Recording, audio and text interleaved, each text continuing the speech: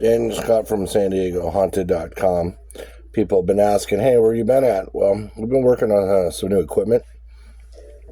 We actually are building a shadow detector device. A little bit different than some of the other shadow detectors we've seen out there. So this one's going to be, the heart of it's going to be an ESP32 cam. This little board here, which attaches to this other little board. You have these two boards here. There's going to be a case that we 3D fabricated. And then we attached that camera into a separate case. So it's inside of here. So there's the base of it. And then a very cheap $5 power bank USB. We're just going to go ahead and slide that right into here. Just like so. Then we're going to go ahead and power this with the USB cord.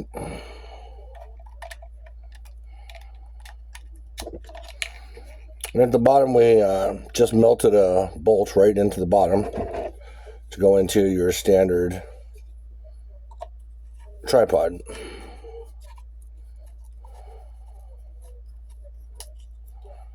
There you go.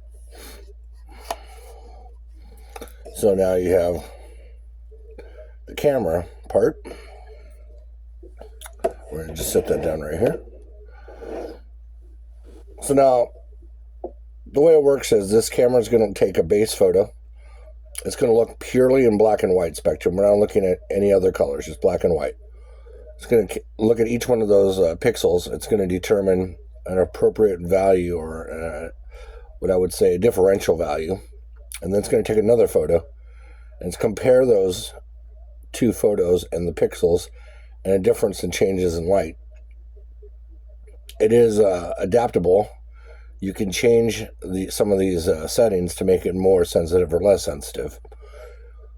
But the one thing it doesn't do, and there's an SD card, by the way, on the bottom of this camera module. I didn't show you that.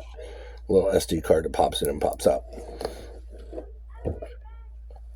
So, the one thing, though, about this camera is that it can record videos, no problem, and it can record pictures. But time stamping is a little bit more difficult. So this doesn't have a built-in real-time clock unit into the microcontroller. You could, of course, pin one out off of these pins and then make it so that basically the board itself will be able to be a real-time clock and put the appropriate time into the SD card when it saves files. But I found that a lot of our projects that we're building are all wireless projects at this point. So we built this device. This is an ESP32 Vroom, but it actually is more of a Node 32. But it functions appropriately. And then there's a real-time clock module here. And then these two are soldered together inside this little box.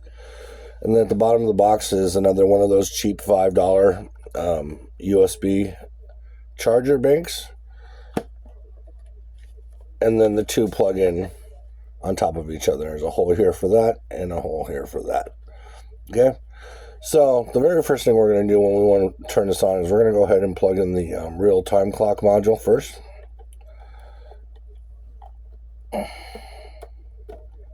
Give me 1 second to be able to see what I'm doing. It's dark in here.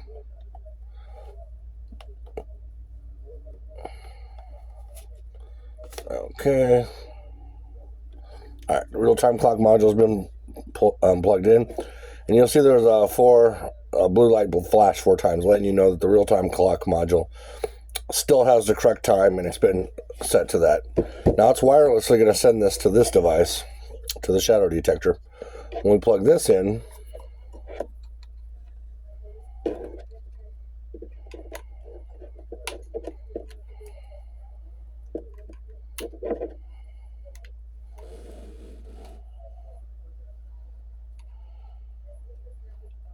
sorry, once again, I'm trying to do this in the dark, basically. Cool. So now this one's been plugged in. There's a little light right here. So these two units are both on right now. This one's sending the timeout. This one's supposed to be receiving it. So when I plug this one in and this one's in, all we're going to do is we're just going to go over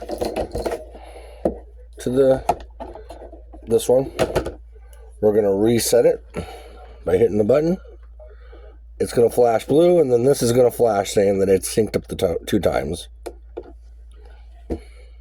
And you can see this one turned blue, this one flashed, and now because it's synced up, it's starting to detect any darkness in pixels that occurs between one frame to the next every second or so, basically. That's what it's set at. So every time that light flashes, it's taking a picture. Okay? Now, I don't like the light to be totally right in your face, so I have just a little piece of tape covering it up so I don't have to see it all the time. So now, when I set it down, you're going to see it's going to turn off. The only time it's going to change at this point is if something darker or extremely lighter goes in front of it. The camera. See? I'm sitting here. It's not going off, but the second that I put something darker in front of it, it immediately will go off. Let me go ahead and just turn this the other way.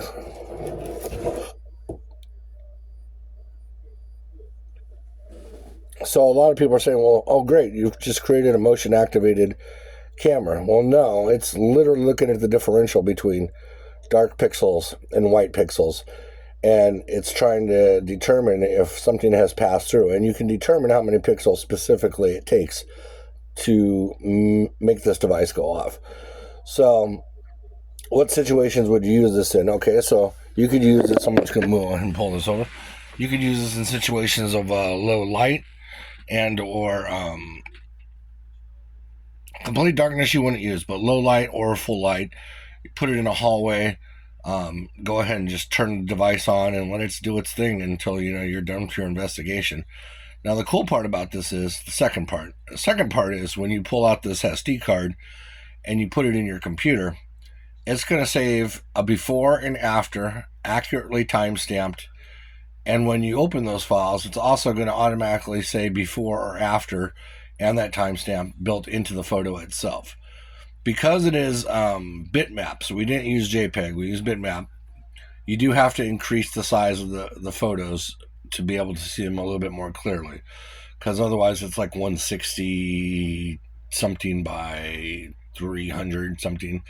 A very small resolution. But the good part about bitmaps is you can enlarge them and they keep their cohesion pretty well. So once you make it larger, it still is a good looking photo, and you'll be able to tell where the difference was between these two photos. What caused that? What caused it to take a photo the second time? So, as I said, it's a little bit different than some of the other shadow detectors out there, which are based on certain photodiodes and other things that can photo transistors, photodiodes that can detect changes in light intensity. This one is comparing these pixels specifically and looking for changes, and you can change it to whatever value you want. If you wanted one pixel, if one pixel changes, it would be the most sensitive that it could be. You can also change the threshold as to what that threshold of darkness comparison would be. So if you want purely it only to change if dark pixels come through, then you can change that value in the programming. So once again, this is our timekeeping module, which wirelessly sends the data to this camera, tells it what the time is, says, hey, you know what, go ahead and start taking photos. It gives you a nice little leeway, and then it starts doing its thing, and just let it run until you're done. Go ahead and open up those files, and then just batch import or batch export them, and then have them change to the correct size that you want. I do 300 times the current size, and that works out just fine. And then you can scroll through each photo and determine what it was that camera saw that led it to believe that a shadow had crossed its path. So, pretty cool stuff.